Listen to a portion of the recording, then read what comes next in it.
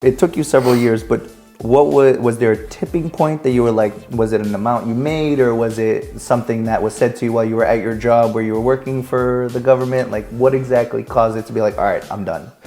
For a good period of time, I had a business coach who I met with twice a month. And we had this conversation multiple times on, like, we tried to set parameters to say, if you did this, you would leave the government job, right? And I would reach those and I still wouldn't feel comfortable. But I would say that the tipping point really was I went on paid leave purposely to give myself two things. I had to take care of my grandfather, who at that time had throat cancer. So I had to bring him to his appointments and things like that.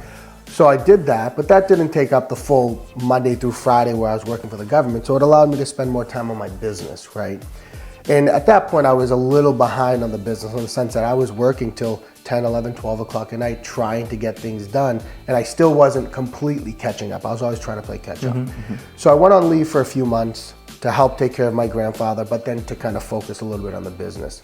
And once that leave ended, I saw myself saying, how do I go back to this government job, adding these 40 hours when I still can't even 100% catch up without it. So I went back for maybe, I don't know, 3, 4, 5 more months. And then it came the summertime and I took paid leave, or unpaid leave at that point. Because again, the money didn't necessarily matter for me. Took unpaid leave after speaking to my boss saying, I need some time to really figure out whether or not I can stay working for the government or if I have to just cut ties. And they were gracious enough to give me that unpaid time off. And then after that came about, it was just clear. It's like, there's no way I can go back to working this 40-hour schedule. So I made the decision at that point to cut it off. So there was no metric or financial threshold that I had to reach. It was more just, if I continue doing this, I'm probably going to have a heart attack. Yeah. You know? And I'm still not caught up, you know, and I wanted to spend more time at home. You know, I was working, 7 to 5, 5:30. Then I'd stop from 5:30 to 7:30 to like spend time with the kids, and then would put them to bed. And then from 8 to 11, I was working again. And I wasn't putting any time towards, my own personal health, like physical fitness. Was spending not as much time as I wanted to with my wife and my kids.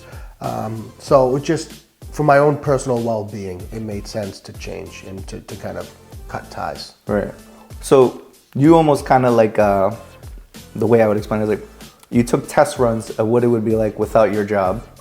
The paid leave, the non-paid leave. Yes. Saw how you felt about the job after it was all done and started to kind of like figure out like, hey, I don't need the money. That's not kind of why I'm motivated to go there. It's what I know. It's what I've done. It's the safe place in my life in terms of money. But what I'm doing here, there's no way I can excel in it unless I cut these hours so I can focus on this. Correct. I wanted to, I had the goal of, and I still do, right? The goal is to build this business. And again, every aspect of my life is to build this empire, to build this legacy, right? Because after you can make all the money in the world. But my main goal is to make sure, it sounds a little morbid, but once I'm not here, that my kids are in a much better financial situation than I was growing up. And they already are, right? But I want to set them up right. But when I'm gone, the money doesn't matter to me, right? Right. It's making sure they're taken care of and having a legacy that people can reflect and build on and see the good that I've done, whether it was just for the Woburn community or other surrounding communities and things like that. So there's a goal to build this business empire to something much bigger than what it is now, even though it's a well-established, well-known business in and around the area that we work.